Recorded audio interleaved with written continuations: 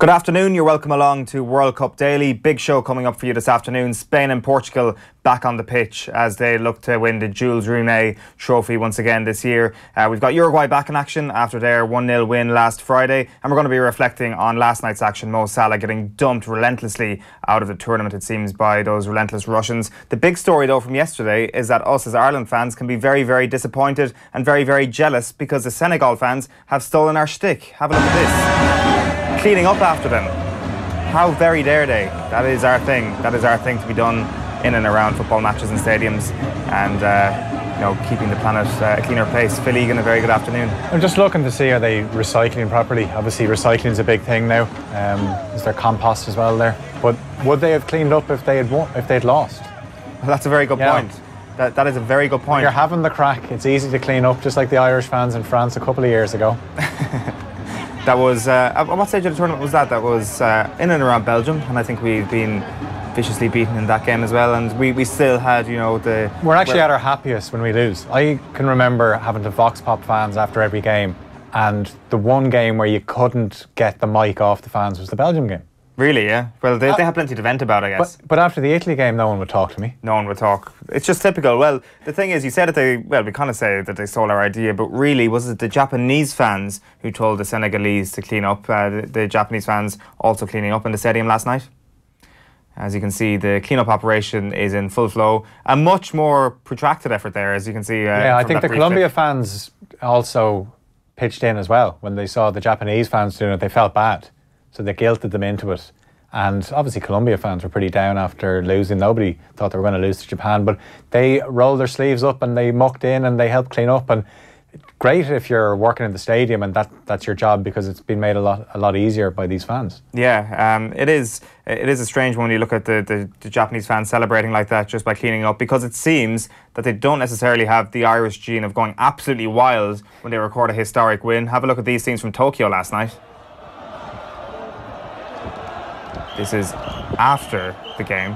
This is after Japan had caused one of the biggest upsets of the tournament so far, except for Mexico. Why isn't there someone hanging out of that car that just went by? Oh, wait, here we go. Here we go. But look at the way they have them cordoned in then, look. It's so well organised. They have to keep them perfectly on the zebra crossing, or else the celebrations are all in vain. So what happens then when another car arrives? They have to go back and just pretend that nothing has happened. Well, there's only one way to celebrate when a car drives down the road, Phil, and we know exactly how this goes. Look at this.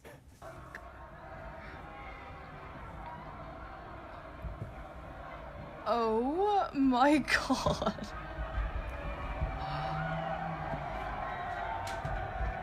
Hey, that is how you do it. Japanese fans, wake up and smell the coffee, because that is how you're supposed to celebrate a World Cup win on a street. We are going to be talking a little bit about that a little bit later on. We've got Kevin Kilbane on the show. We're going to be revealing Phil Egan's power rankings. We revealed them at the start of the tournament, where Spain were at number 1. Will Spain remain in at number 1? Well, all to be revealed a little bit later on in the show. We'll be revealing them in and around 15 minutes' time. Before that, though, Mo Salah, is your heart bleeding like the rest of us, Phil?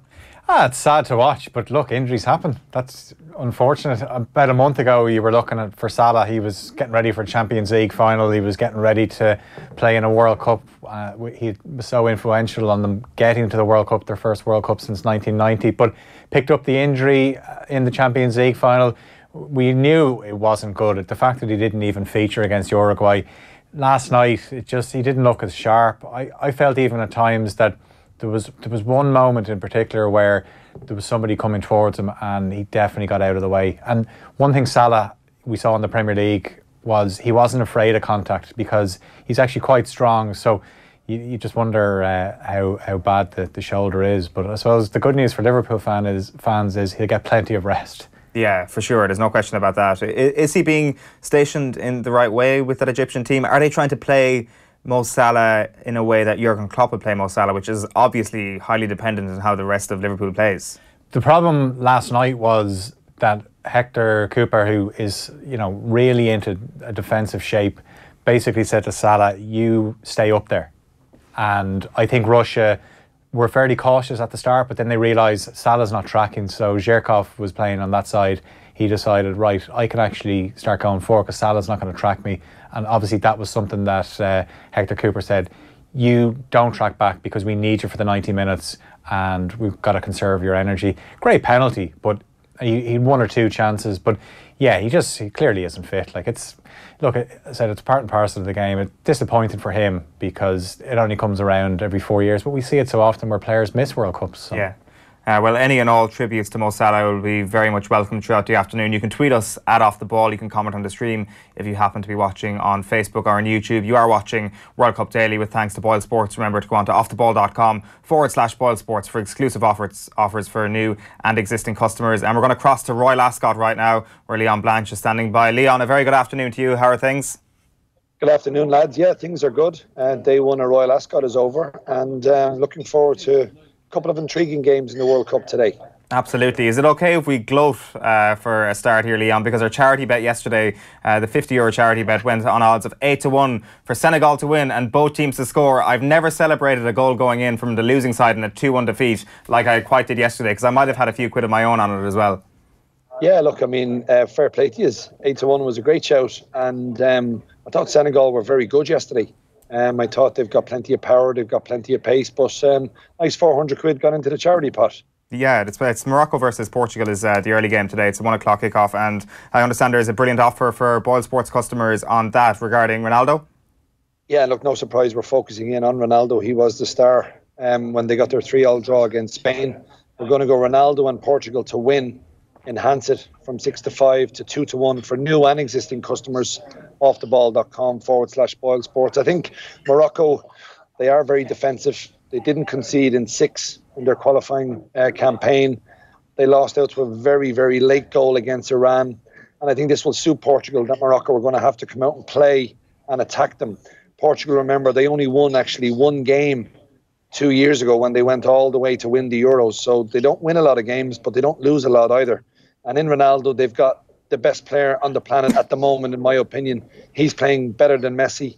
He seems to be galvanizing his squad more than what Messi is doing for Argentina. And I think Ronaldo will score, and I think Portugal will win. So it's a very good offer once again, 2-1 for that to happen. Morocco were one of the trendier bets before the World Cup to get out of this group, really. People thought a lot of people thought that they could have shocked the group rather with regards to Spain's problems before the tournament. It doesn't quite look like that's going to pan out, Leon. No, I thought they probably went to try and get something from their opening game. Maybe they would have been happy with a point, but they didn't get anything from it. So now their backs are against the wall. And as I said, I think when they have to come out and attack, you'll see their deficiencies. They're very good at sitting back and trying to soak up pressure. But when the pressure comes on them to go forward and create, then they are susceptible to a counter-attack. And no better team, especially with Ronaldo on fine form, than Portugal to take advantage of those deficiencies of Morocco. I fully expect Portugal to win. It's no surprise they're quite short. They're an 8-13 chance. But I think if you like Ronaldo and you like Portugal, get on to offtheball.com/BoyleSports and avail of that 2-1. Yeah, and speaking of offers, we're going to stick with this group for the time being. We're going to hop onto the 7 o'clock game. It is Spain against Iran, and there's a new customer exclusive for new customers to BoyleSports who go via the Off The Ball website for 10-1 for Spain to beat Iran this evening, Leon. Well, I think this is free money, isn't it? It was like the ones that we did when we went 33-1, I think, for or 25-1 a goal to be scored in Portugal and Spain. I think Spain will beat Iran.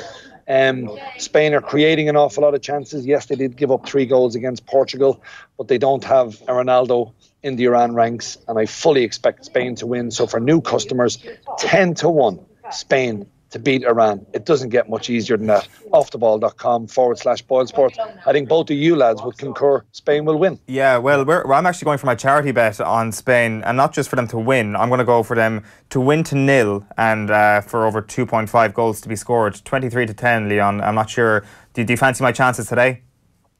Yeah, look, I mean, I think Spain will score goals. They create an awful lot of chances. When you look at the players, Isco, Silva, Iniesta, Costa up front, he's got 2 goals already. I was a little bit surprised he came off in the game against Portugal. Maybe his manager was just protecting him. But I think looking at Costa, they've got a proven goal scorer. He does do a lot of work from the front. And it frees up those flair players to get into positions to set him up. So I think Spain will win, and I don't think that's a bad shout. Win to 0 and over 2.5 goals at 23-10. Yeah, Iran are going to set out to try and frustrate them. That's what they did to Morocco. They just sat back and Morocco got really frustrated. Then there was the sucker punch right at the end, which was just a really bad free kick to give away and a fairly horrific own goal. We saw at the last World Cup, that's what Iran do. They did it to Argentina. Messi came up with a moment of magic to get a win. But the beauty of having Diego Costa there now is we weren't even sure if he was going to start going into the World Cup. Not only did he start against Portugal, he got the 2 goals. The first one in particular is what he gives you. You can play a long ball to him. So if Iran want to sit back, Spain have that option to put balls into the box and Diego can get in there. I didn't think he was a good shout for the Golden Boot at the start of the tournament, but now I'm starting to think that's where should have put the money. Maybe, yeah. It is a fairly cluttered Golden Boot market at the moment, given all the big names who've scored multiple goals so far. And there could be multiple goals as well, Leon, in Uruguay against Saudi Arabia. As you know, we had this conversation last week. For any viewers out there who might have missed our first couple of World Cup daily shows, Phil was leaning more on the Edison Cavani side. I was leaning more on the Luis Suarez side. Today is the day where you've got Golden Boot money on. You're really hoping and praying that Uruguay rack up a massive score against the Saudis. Well, I think when we saw in the opening game, I think Saudi Arabia are probably the worst side at the competition. Russia beat them 5-0 and it could have been more. And Suarez missed a couple of chances for Uruguay. But the one thing about Suarez is he's a world-class player. If he continues to get himself in position, he will score, as with Cavani. I wouldn't be surprised if both of them get on the score sheet today. I think Uruguay will win to 0. It's not a great price. It's 8-15, but I just don't see Saudi Arabia scoring. If you were looking at the handicap, you'd probably say Uruguay -2 or -3 goals. I think if they get an early goal, they could really rack up a huge score. And I think looking at Uruguay as well, that was a big win to beat Egypt 1-0. They will beat Saudi Arabia, and it's going to boil down to the last game of that group to see who tops the group. Russia, of course, are already on 6 points. I think Uruguay will be on 6. And it might just come down to goal difference. Russia now have got a +7 goal difference, where Uruguay have only got +1. So Uruguay will be well aware of that fact, and they'll be trying to rack up a big scoreline against Saudi Arabia. And I fully expect them to do so. I think Cavani and Suarez will score. They'll win to 0, and I'd probably go Uruguay -3 against Saudi Arabia. We've seen every team now, Leon, at this point. Who are your favourites now that we've seen everyone? I mean, there's probably been no outstanding team. I think the best performance was Mexico in defeating Germany. I thought they were very aggressive. They went forward. They weren't afraid of Germany. They showed a lot of guts. And they did get tired in the second half and they hung on a little bit. But I think if you're still looking at the sides, I still think Spain and probably Brazil. I'm interested to see how Brazil perform in their second game. Will the manager bring in Firmino ahead of Jesus? I think he should. I thought Firmino made a big impact off the bench. I also think Fernandinho would be a better option as that holding midfielder for Brazil. But I still think they've got plenty of quality. And I think over these next couple of games, the market might just take a little bit more shape. Yeah. Leon Blanche of BoyleSports, thank you very much for joining us. Enjoy the rest of Royal Ascot. Well, indeed, lads. All the best. Nice one, Leon. It's offtheball.com/BoyleSports for those exclusive offers for new and existing customers. Remember, 10-1 for Spain to beat Iran if you set up a BoyleSports account via the Off the Ball website this afternoon. It is Morocco versus Portugal at 1 o'clock. Let's bring you the team news for that.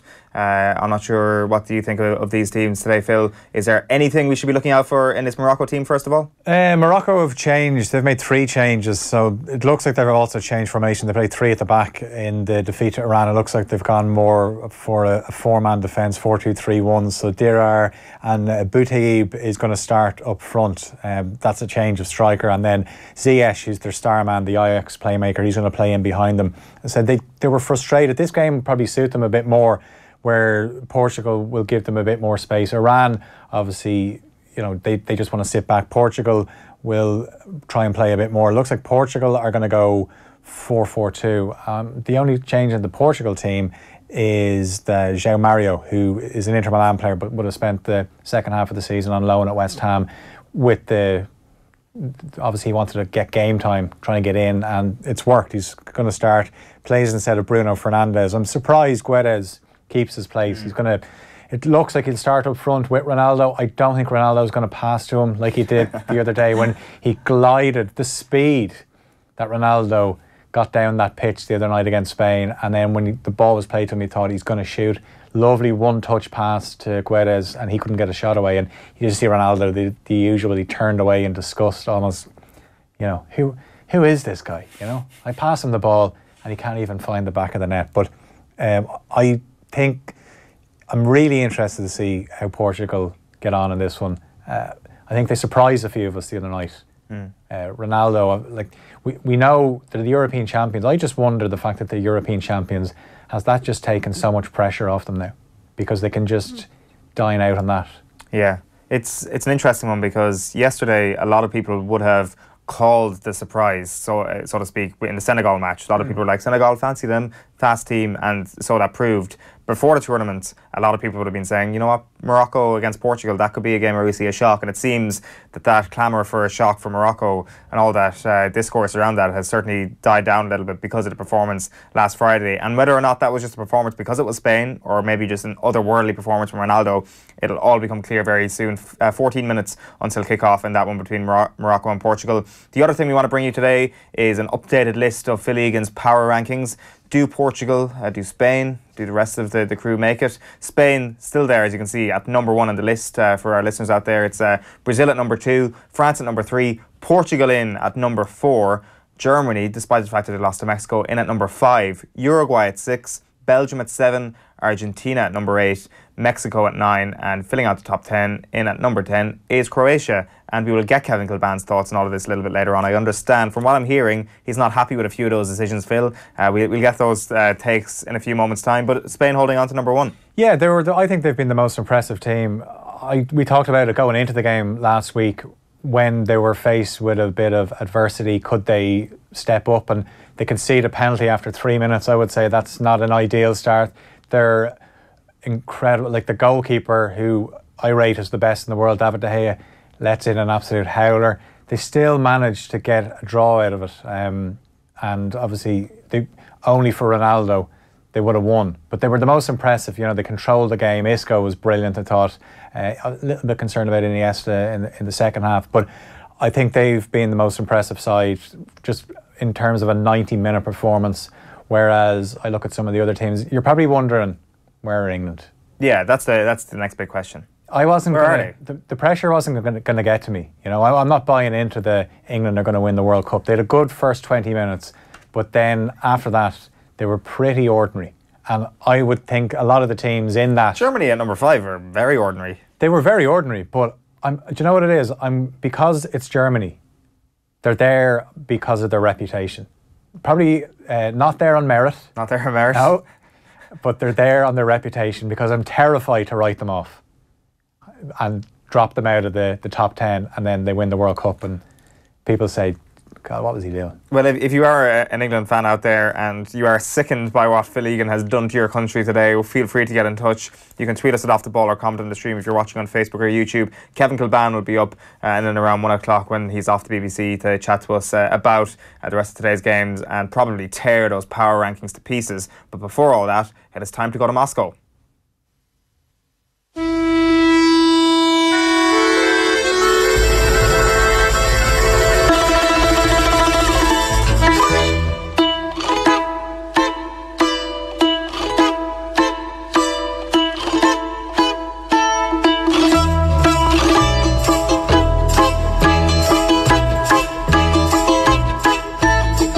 Man of Ulyanovsk, John Duggan, or John Dugganovsky as we call him. Good afternoon, how are things?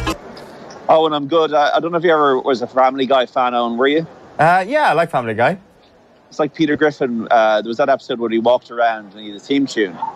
And he walked around and everybody, would you just turn the theme tune off, please? He was on public transport and everything. And I get the sense by the end of the next month, I'll be walking around with that in my head as my theme tune. So that's where I'm at today. Yeah, you're in transit a little bit later on, as you said on OTBAM a little bit earlier. You're on an overnight train to Nizhny Novgorod. You're going the opposite direction from Ulyanovsk. Why is that? You're a free man of that city. Why not go there? Well, there's a World Cup on, unfortunately. At the moment, I'm at the Luzhniki Stadium near the metro there ahead of Portugal, Morocco. But yeah, this evening I'm getting the overnight train, which is free, Eoin. Trains are free for fans and for journalists. One of the great things about the hospitable welcome that the Russians have given the 1.5 million people here is that if you book a train well in advance, it's free. And it's a 6-hour journey to Nizhny Novgorod for Argentina, Croatia tomorrow, then England, Panama on Sunday. Yeah, so you're at the Luzhniki for Portugal versus Morocco. It's a 1 o'clock kickoff. It's 7,296 days since Morocco last won a World Cup match. That wait is probably going to go on a little bit longer, do you feel, John? Yeah, they might get something out of the game, but actually winning the game would be a little bit of a surprise. Not a seismic earthquake, but it would be a surprise against a Portugal team that are the European champions. Ronaldo was out of this world against Spain on Friday, salvaging a draw that they got against this team that Spain were probably the better team, you'd have to say. They had over 60% possession. But Ronaldo was just fantastic in terms of winning that penalty in the first place. Played a little bit on the edge to win the penalty. And then he got that opportunistic goal, which De Gea could not save. And then that free kick was one of those moments in football we just gasped at. We knew it was going to come, and then it came. So in terms of their team selection, I think they're going to be very much the same as the Spanish lineup. Although Bruno Fernandes, who is a young winger from Sporting, didn't play that well, so there's kind of talk that he might be replaced by either Son Martins or Jean Mario.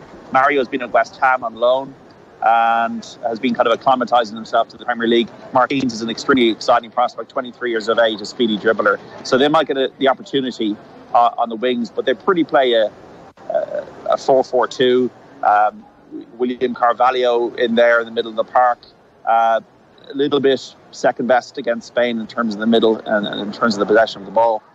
I quite find it kind of was humorous that William was just, all his name was on the back was just William. Imagine you're playing for the Republic of Ireland and it's just Eoin on the back and the centre midfield, or even for Kerry footballers, just Eoin on the back. Well, but yeah, so Portugal, I think it's going to be pretty predictable in terms of what we see today. Yeah, do you subscribe to the theory that Keith Andrews brought up on OTBAM this morning, that actually what we saw was a disappointing performance from Ronaldo's supporting cast last Friday, that they're actually a lot better than we've seen? They're a functional team. They're a functional team that gets results. And they only lost once in qualifying. They won the Euros. They had much better players 15, 20 years ago. Much better players. Rui Costa, obviously Luis Figo was a world-class star. They got to the semi-finals of the World Cup in 2006. They reached the Euro finals under Luis Felipe Scolari in 2004. Remember that Abel Xavier handball against France? They're very good players. Beat England a couple of times. So I don't think the generation is as good. Although there hasn't been much sentimentality from the coach and leaving the likes of Adair out. But if you think about their defence, whether Bruno Alves comes in for Jose Font today or not, there's 105 years of age between the three of them and Pep. So yeah, it's an aging defence, it's a creaking defence, it's a functioning midfield. Renato Sanchez, for example, has completely lost his form, not even in the squad. But I'd expect a bit more from the likes of Andre Silva and the supporting wingers. Whoever plays on the wings today, to give Ronaldo a bit of a dig out against what's going to be a very, very defensive team that did not concede a goal in qualifying. And Iran, for the first time since 1966, were a team that didn't have a shot on goal in a half of football, but still scored through that own goal. It was that was definitely, I think, the most bizarre result we've seen so far, was that Iran 1-0 win against Morocco. Obviously, as you say, it was an own goal, so they had literally no shots on target. They were time wasting 2 minutes before they actually scored the winner. It was a strange old game. Morocco did look quite good for the opening 20 to 14 minutes of that game, though. Are they going to have any sort of freedom to do a similar thing to Portugal today, where they get to pass the ball around and create a few chances? I think they will, yeah. I think Hakim Ziyech is the key player. 9 goals, 15 assists in Holland last season, and he's a very exciting talent. A lot of clubs in from, I think, Liverpool, the latest to be linked with him. He played well the other day, so he's a very creative player that they'll look to. Mehdi Benatia is the Juventus defender that they have as a kind of a fulcrum in defence. So I think they will be able to create a bit. The former Watford player Amrabat is out. He was concussed, so they've got a couple of issues with Nabil Dirar is also injured, so Nordian Amrabat is out. And they do have history against Portugal in that they beat them in the only time the sides ever met in the 1986 World Cup. That was when England were in their group. But of course, things are a lot different now. We have Hervé Renard, who has a track record with Ivory Coast and Zambia of winning African Nations Cups. The man of the personal white crisp shirts. Can he lead Morocco to another clean sheet after Friday's aberration? But it's all about Ronaldo and I expect him, the good thing about the 4-4-2 with Fernando Santos is that he can play whatever he wants. He has complete freedom, and you see they're running at the ball, and I think he'll enjoy the arena that is the Luzhniki Stadium, 80,000 fans. And of course, he's got history there, Eoin, in that he won a Champions League there with Manchester United a decade ago. Yeah, you mentioned Hervé Renard's track record. I can't believe you left out the fact that he was manager of Cambridge United in 2004, John. That would have been a flop. I don't want to talk about the flops, Eoin. Uruguay versus Saudi Arabia is next up at 4 o'clock this afternoon. How important is today just almost an exercise to see that Cavani and Suarez can work together in tandem to be devastating in attack, because it is the one element of this team that you can say definitively is as good as anybody else in the tournament? Yeah, I don't think there's an issue with their fluidity in terms of playing together. They're only born a month apart. They've known each other a long time. I think the issue is the little bit of a squiggle or a question mark over Luis Suarez's form. Has been playing very well in the La Liga, but maybe not as good as he has been in previous years. He had 100 caps today. This is 100th appearance for Uruguay, but he was out of sorts here today. I thought Cavani was sharp against Egypt. He scored 28 goals in 32 games for Paris Saint-Germain in the last season. So Suarez's form is like these are the kind of games against the Saudis where you, as a striker, everything's about confidence and can he score a couple of goals or a hat-trick, because Saudi Arabia will be beaten today. I don't think there's any question mark over the result. Uruguay will need to improve after the display against Egypt, but I think Egypt threw everything at them that day, and I think that Egypt suffered a little bit for that last night against Russia. So if Uruguay, though, are going to be topping the group, they've got a goal difference, probably deficit now against Russia. They'll probably need to beat Russia possibly to top the group. But if they're going to be realistic contenders, as they were in 2010 when they reached the semi-finals, I think we're going to need to see Cavani and Suarez scoring goals and setting the tournament alight, which after 90 minutes they haven't yet. Are Saudi Arabia the worst team you've seen so far in this World Cup? Yes, absolutely. Unquestionably the worst team I've seen. They might bring in Abdullah Al-Mayouf or Mohamed Assini into the team, but these names don't roll off the tongue, Eoin. Juan Antonio Pizzi, can't really blame him. The manager, he might be fearing for his job, but he's nothing to prove. He won a Copa America with Chile. Like, when you're losing a coach like Bert van Marwijk, who got Holland to a World Cup final, got Saudi Arabia to a World Cup, and then there's issues with the FA and that, it doesn't, and there's apologies and all this kind of stuff. It just, to me, it's a bit of a mess. And I think Uruguay, from a confidence point of view, will enjoy playing today, I think, against Saudi Arabia, and should win comfortably. We're looking at probably at least 3-0. Quick word on the 7 o'clock game. It's Iran versus Spain. Of course, Iran as a nation are obviously flying high after an unbelievable win against Morocco last Friday. Spain, though, got to remember, while a lot of people have them still installed as tournament favourites, they've still only got 1 point on the board. Iran ahead of them on the table. So this is going to be a ruthless performance from Spain, you would suspect. It's all smiles and handshakes and nice words between Fernando Hierro and Carlos Queiroz in the run-up to this game. But when they cross the white line, I think Spain... I think Iran had 32% possession against Morocco. How much possession are they going to realistically have against Spain? Yeah. It could be scary in terms of... I think there's only going to be one change from the Spanish team. Dani Carvajal has recovered from injury. He'll probably come in for Nacho. In terms of the fullback line... but I think Spain will play the way they've been playing in that 4-3-3. Diego Costa, great to see him back in a vein of form. They scored 8 goals in his last 8 international appearances for Spain. And a firing, mentally engaged, sharp Diego Costa is a scary thought for opposing defences. Rouzbeh Chesney has got a muscle injury. He's missing out for around today. Interesting story that they didn't get their boots. They're meant to get boots from Nike, but they didn't get them because of an issue with sanctions from the US government. So that was an interesting thing, and an unfortunate thing to be reading about at a World Cup when everybody really should be getting what they're looking to get, and politics shouldn't come into the way of it. That game is in Kazan at 7 o'clock Irish time. That's 9 o'clock local time, and I think Spain will be licking their chops after the kind of a bizarre result against Portugal, where you had a brilliant free kick and a goalkeeping mistake from David De Gea, who should surely quickly recover from that, and a penalty. Apart from that, Spain were impressive. They're your tip for the World Cup, Eoin. And I think of all the teams I've seen, I think the most impressive performances have been from 3 teams: Spain, Mexico and Brazil. Yeah, there's no question about that they would be the 3 right up there anyway. It's interesting that Mexico are up there. We'll get your thoughts on them a little bit later on in the week. For the time being, I'll let you get into the Luzhniki Stadium, John, and a very safe journey to Nizhny Novgorod, where we'll chat to you from tomorrow. Thanks, Owen. Take care. Yeah, John Duggan there joining us a little bit earlier on as he prepares to go into the Luzhniki Stadium, where they've just kicked off. It is Portugal 0, Morocco 0, 50 seconds on the clock. A huge game there in Group B. Phil, final thoughts on this one?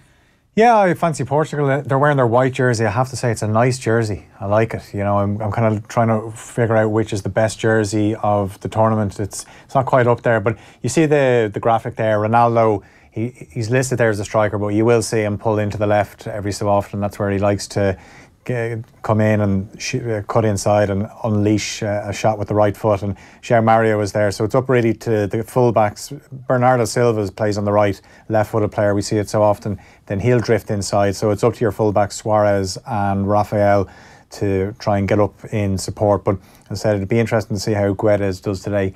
Should include as well that Northern Amrabat does actually start for Morocco, even though, to quote Brian Kerr, when he got injured the other day, he looked banjoed. But he's back in. Let's go straight to Moscow once again. Kevin Kilbane is our guest on the line this time. Kev, how are things? Yeah, all's good, lads. As you can see, I'm just literally right in front of the Kremlin here. You can probably see the flags flying. When the flag's flying, that means that Vladimir Putin is in the Kremlin. So I've got this time, yeah. There you go. There's something. You learn something new every day off Kevin Kilbane's Russian travels. I believe Sepp Blatter is in Russia now as well, as a guest of Vladimir Putin. All right, okay. So you've got Blatter, you've got Putin, and they're both. Well, we'll say Putin is very, very happy after what happened last night, Kev. That's it. Well, the flag's flying. Well, the flag's probably only flying because Sepp's coming to town. That's probably what it is. Let's get straight into it this afternoon, because Phil Egan's power rankings have come in hot and fast today. Let's bring them up on screen. And Kev, we were keen to get your take on this. Croatia at 10, Mexico at 9, Argentina at 8, Belgium at 7, Uruguay at 6, Germany 5, 4 Portugal, 3 France, 2 Brazil, and number 1 Spain. What's your initial take on that? Has he got it badly wrong, or has he got it wonderfully right? Well, I don't know how you've got Germany ahead of Mexico, simply because Germany were poor the other night. Not at the moment. I think other things. Belgium should be in the top 5 without a shadow. Belgium looks very impressive. They're a side that's going to take some stopping as well. And probably looking at it overall, they were quite poor in the second half. But England should be in that top 10 as well. That pains me to say, but they should be. England should be in that top 10 as well. So I mean, I value Phil's opinion, but sometimes it just comes up a bit short. I looked at the England game the other night and I thought, okay, good first 20 minutes. But apart from that, I saw a lot of space there that can be exploited by, say, for example, some team like Mexico, the way they did with Germany. But Germany aren't going to be as bad in the next game or their game after that. If you're going to lose a game, you lose your first game. Spain did it in 2010. Yeah, but you're right in saying that. But Phil, how poor were Germany moving the ball on? They were so slow in possession. They were so lethargic. I don't see any pace in that team. I don't see anyone that's really going to, get in behind you.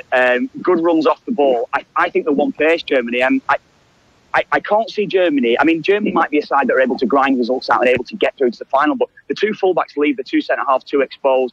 Boateng and particularly Hummels, who has no pace at all, I think they're going to get hurt badly defensively. And if Mexico should have won by 3 or 4 the other night, quite easily they should have won. And that's the way that they're going to play against every side. They're not going to change that now. So that's what puts me right off Germany. Who's your number 1 team at the moment, Kev? Who's impressed you the most? Spain. I agree. That's the one thing I do agree with. Spain. I thought Spain were very, very impressive the other night. I think overall, they played the best football throughout the game. I think, yes, they were undone by a great free kick at the end and a great performance from Ronaldo. That was the difference, I suppose, as well. But Spain looked very, very good.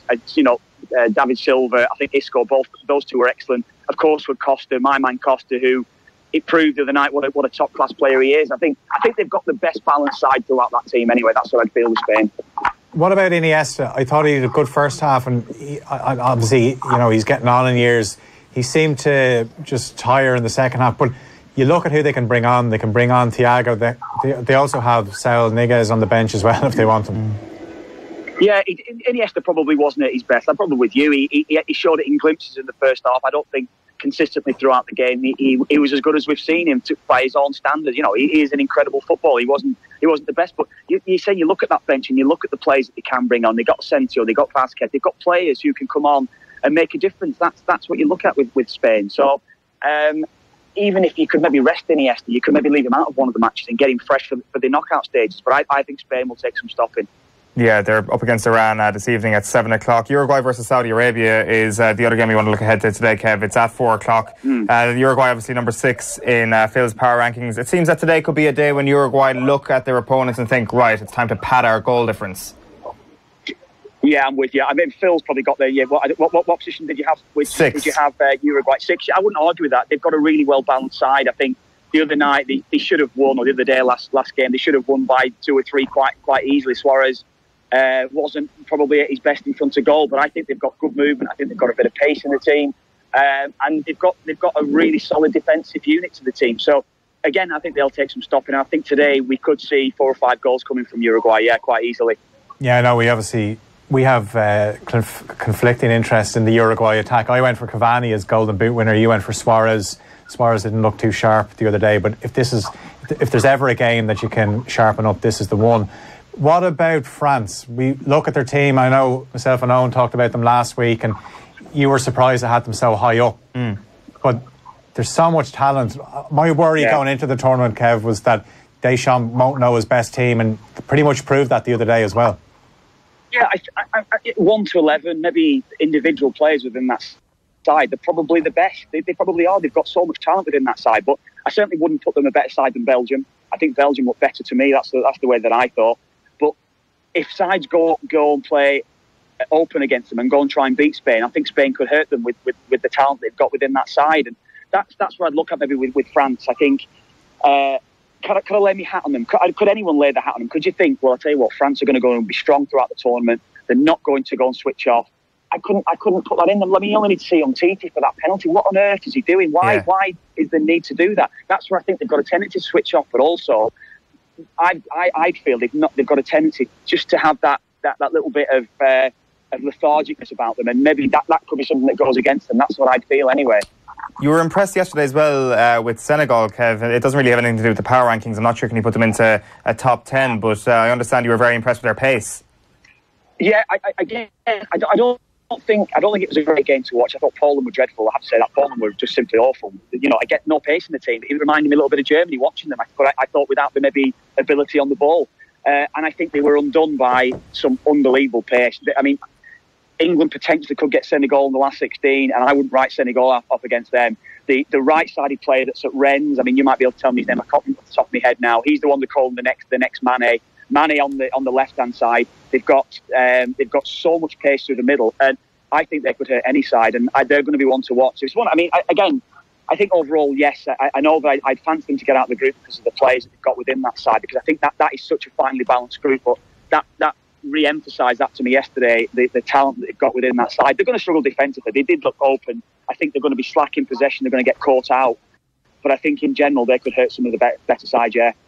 I want to go back to Belgium, Kev, because I don't really know why you were so impressed with them. I thought at times against Panama, they had 3 centre-backs. Dedrick Boyata is one of them. And they were going up against Panama, who basically were playing without a striker. And eventually Roberto Martinez twigged it and changed it. But I just look at De Bruyne and I think he's far too deep. Yeah, that's how he plays within that side. I would say everything from Belgium, it all comes from Hazard. Hazard is the main man for them. They have to get him onto the ball, and that's why you've got a creative player like De Bruyne that can come a little bit deeper, that can start attacks going forward. They look to me like they're going to take a stopping. That's all I would say. I probably agree that at some stages, it was the same with England the other night against Tunisia. I didn't see it necessary to play 3 at the back in that match themselves, whereas Belgium were the same. It'll be interesting to see when they go up against each other playing the same sort of system, how it's going to be, how the systems are going to be counterbalanced, who's going to get on top of each other. Because England could hurt them defensively. I think we all know that. But Belgium themselves, I just think individually, much of the same that I spoke about France, I couldn't lay my hat on them. Don't get me wrong, I couldn't lay my hat on them. But I think they are a side where I'll think if they get going, if they get playing well, I think they could hurt them all. I do think that, yeah. We haven't even talked about Argentina. Obviously, there's a lot of pressure on them now. And it's funny how you see the way Brazil opened up with a draw, as did Argentina. But I feel that the narrative would be a bit different if Messi had scored his penalty. I know if is a big word in sport, but he had 11 shots on goal, couldn't score. I still worry about them. The fact that their goalkeeper is Willy Caballero, I don't know how he is the second best goalkeeper in Argentina. Well, I was on to the lads the other morning. I think I was on to Eoin. Which Premier League or Championship side, I'm talking over in England there, would Willy Caballero get into? I would say none. He wouldn't get into any of those sides. He's simply not good enough. So it put me off them dramatically. Is he going to instill confidence in a defence that is already shaky? No. So they're going to concede, and they're going to then be reliant upon Messi and Aguero and maybe Di Maria. They're going to be reliant on these players to get them goals. So they are going to concede. I think that's going to be a given. I think I'm much the same. I'll speak about Spain. Spain will be the same. Germany will be the same. Brazil will be the same. They're going to concede. It's about their attacking play. It makes it a great World Cup, I think, to watch because of that.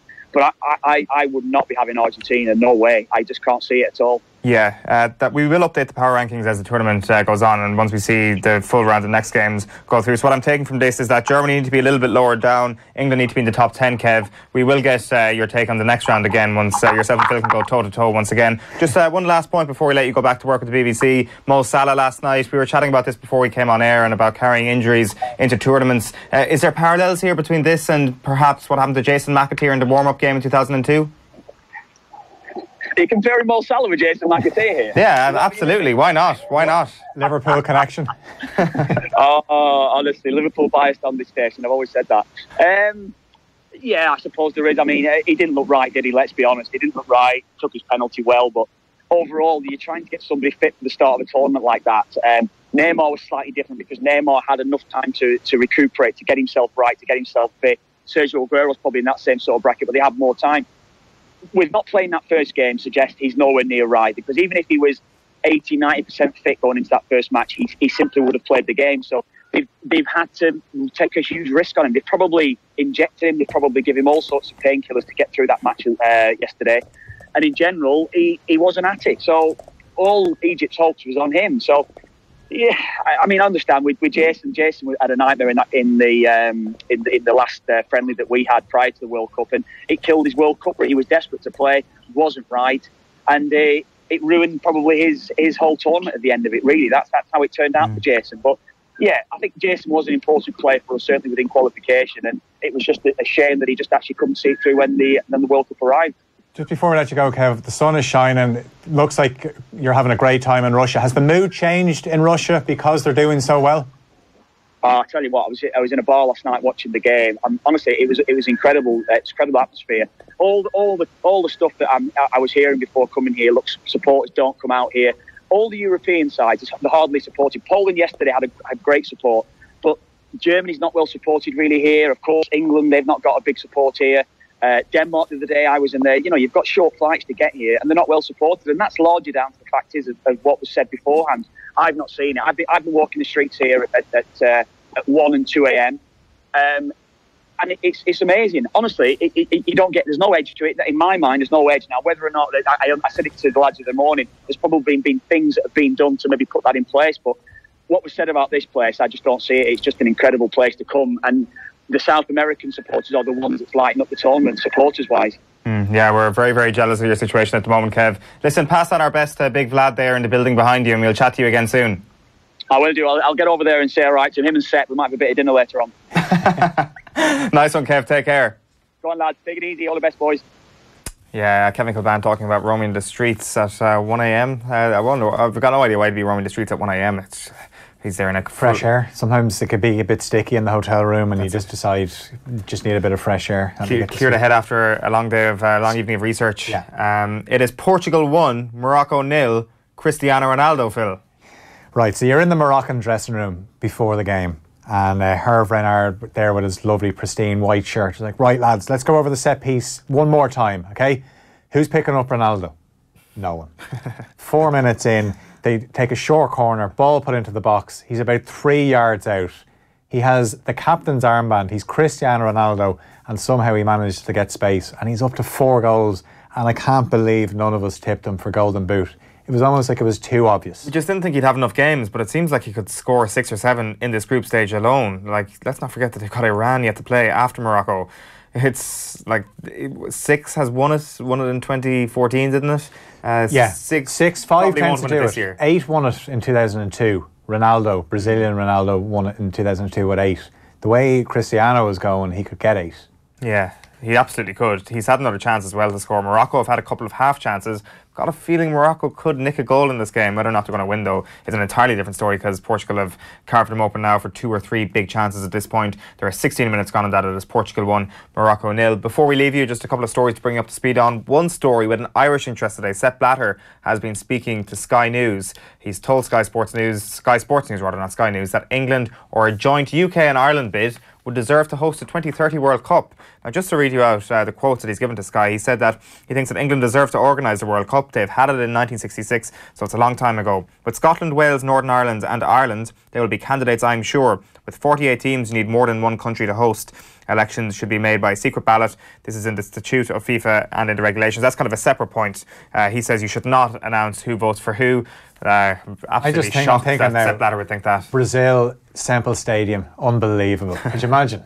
How many would we get? We would get Croke Park, we would get the Aviva, and maybe Parc y Guive. Yeah, they've played football matches in Thomond Park before as well. Ireland played a match there.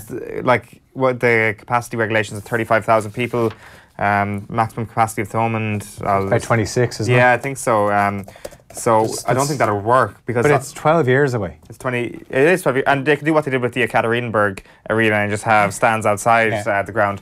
I would say that if it was a joint bid, I think all we really need to do is stump up with 2 stadiums with the Aviva and with Croker. I'm also this is Sepp Blatter, by the way, talking, and he was behind the Morocco bid that failed there last week. Yeah, why are we giving this guy any credence? Why did I suddenly get excited there for a moment? Why is he there? Is he not serving a ban from all football related activity? Surely the World Cup is football related, no?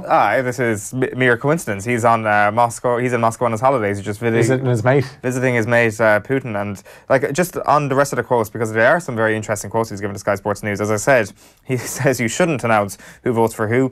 It is normal that it goes back to North America because they should have been in for 2022. You should not announce who votes for who. It is good for me because when I came back, I had the impression that it is my World Cup. I've been actively involved in 10 World Cups, and this time I'm only a guest. But it is good to be here to smell football and to smell the ambience. I feel a little abandoned because I'm suspended, but I'm still the elected president, says Sepp Blatter. He seems to have developed an iron neck. He never used to have that level of self-confidence when he was involved in football, did he?